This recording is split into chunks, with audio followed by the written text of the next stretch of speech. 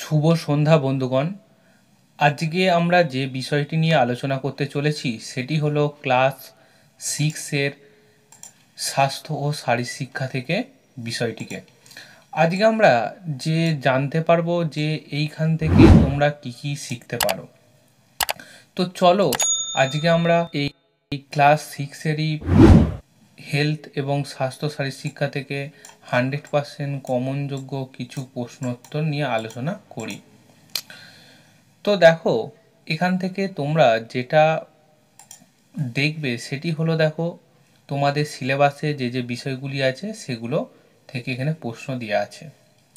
তো আমি বলবো যে তোমরা এই সেশনটিকে ভালো করে লক্ষ্য করো এবং যদি সেশনটি ভালো লাগে বেশি বেশি করে শেয়ার করো, লাইক করো, কমেন্ট করো এবং বন্ধুদের মাঝে ছড়িয়ে দাও। তাহলে দেখো, প্রথমে বলা হচ্ছে যে ভারতের জাতীয় পতাকার নকশা কে তৈরি করেছিলেন। তাহলে ভারতের জাতীয় পতাকার নকশা যিনি তৈরি করেছিলেন তিনি কে? তিনি হলেন পিঙ্গালি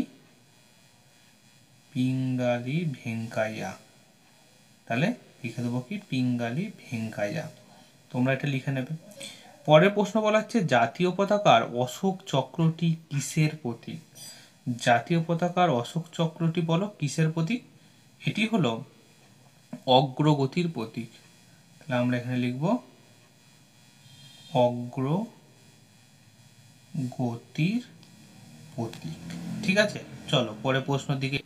পরের প্রশ্নে বলা হচ্ছে জাতীয় পতাকার গেরুয়া রঙের অর্থ কী? তাহলে জাতীয় পতাকার গেরুয়া রঙের অর্থ কী?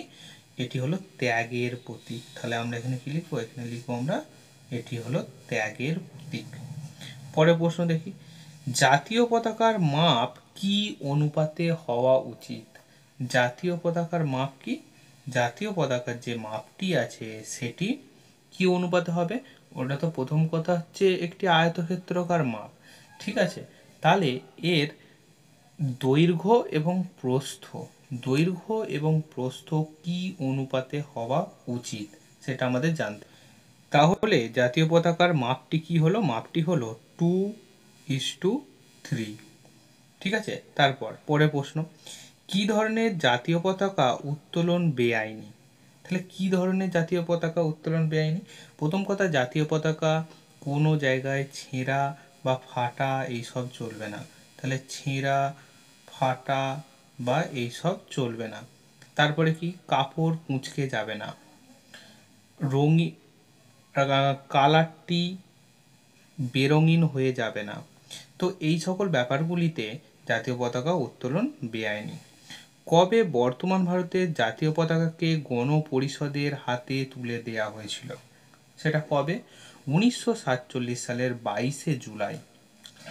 ঠিক আছে, তাহলে আমরা বলতে পারবো 1947 সালের 22শে জুলাই জাতীয় পতাকাকে গণপরিষদের হাতে তুলে দেওয়া হয়েছিল। ঠিক আছে, চলো পরের প্রশ্নের দিকে এগিয়ে যাই। 2 নম্বরের প্রশ্নতে দেখো বলা হচ্ছে যে সঠিক উত্তরটিকে বেছে নিয়ে লেখো। কয়েক দাগের বলা হয়েছে যে জাতীয় পতাকার ওপরের দিকে থাকে ড্যাশ রং, সবুজ, সাদা নাকি গেরুয়া? তাহলে কি হবে? প্রথমটি হবে গেরুয়া রং। ঠিক আছে, পরের প্রশ্ন, জাতীয় পতাকার সাদা রং কিসের প্রতীক? ত্যাগের প্রতীক, পবিত্রতা প্রতীক নাকি শান্তি নাকি আনন্দের প্রতীক? তাহলে উত্তর কি হবে? উত্তর হবে শান্তির প্রতীক হচ্ছে আমাদের সাদা রং। এই তিনটি রং কিন্তু খুব গুরুত্বপূর্ণ, তোমরা মনে রাখবে। গেরুয়া কিসের প্রতীক? ত্যাগের প্রতীক। সাদা কিসের প্রতীক? শান্তির প্রতীক। সবুজ কিসের প্রতীক? নির্ভীকতা এবং সুজলা সুফলার প্রতীক। পরে প্রশ্নের দিকে এগিয়ে যাই। তাহলে আমরা 1947 সালে 14ই আগস্ট কখন ভারতের এই জাতীয় পতাকাকে গণপরিষদের হাতে তুলে দেওয়া হয়েছিল? কখন? মধ্যরাতে।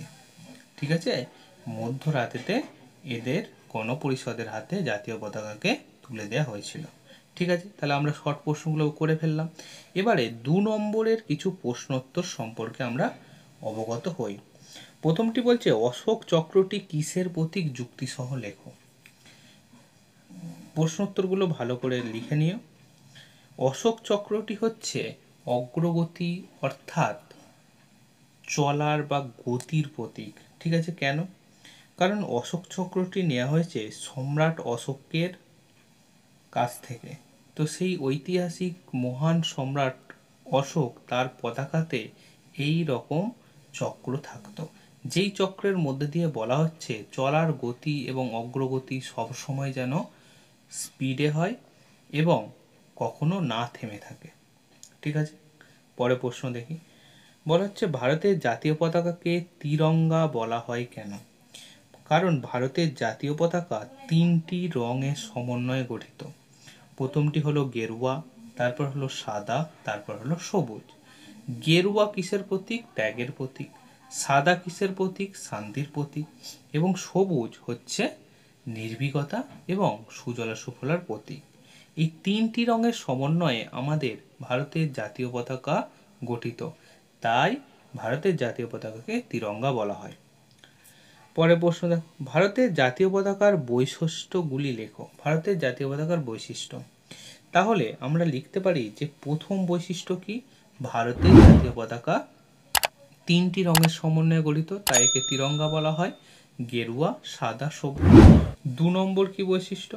ভারতের জাতীয় পতাকার মাঝখানে একটি চক্র দেখতে পাই, সেই চক্রটির নাম হলো অশোক চক্র, যার 24টি স্পোক আছে বা 24টি দাঁড়ি আছে। ঠিক আছে, আমরা এটা বুঝতে পারলাম। 3 নম্বর বৈশিষ্ট্য হচ্ছে জাতীয় পতাকা দৈর্ঘ্য এবং প্রস্থে অনুপাত হচ্ছে 2:3, এটা একটি বৈশিষ্ট্য। তারপর 4 নম্বর বৈশিষ্ট্য কি? জাতীয় পতাকা অবশ্যই কিন্তু খদ্দরের তৈরি হয়ে থাকে। ঠিক আছে, জাতীয় পতাকা অবশ্যই খদ্দরের কাপড়ের তৈরি হয়ে থাকে। এটা হলো 4 নম্বর বৈশিষ্ট্য আমরা পেলাম। 5 নম্বর বৈশিষ্ট্য কি হবে? 5 নম্বর বৈশিষ্ট্য বলবো জাতীয় পতাকার সম্মান সবসময় সর্বোচ্চ সর্বোত্তম হয়ে থাকবে, কখনো কোনো কিছু জিনিসের প্রতি জাতীয় পতাকার মান নোয়ানো যাবে না। তাহলে আমরা 5টা বৈশিষ্ট্য সম্পর্কে বললাম। ঠিক আছে, তো এই বৈশিষ্ট্যগুলি অবশ্যই তোমরা খাতায় লিখে নেবে।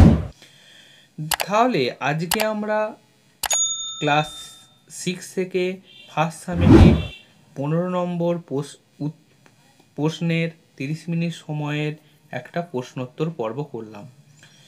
তাহলে তোমরা এই প্রশ্নগুলোকে বারবার করে প্র্যাকটিস করো এবং উত্তর লিখে নিও শুনে। তাই বলবো, যদি সেশনটি ভালো লাগে অবশ্যই লাইক করো, শেয়ার করো এবং সাবস্ক্রাইব করো, এবং বন্ধুদের মাঝে বেশি বেশি করে ছড়িয়ে দাও যে এরকম একটি চ্যানেল আছে যেই চ্যানেল থেকে সকলে উপকৃত হতে পারবে। চলো, দেখা হচ্ছে অন্য কোনো ভিডিওতে অন্য কোনো দিন। ততদিনের জন্য আপনার এই বন্ধুকে বিদায় দিন।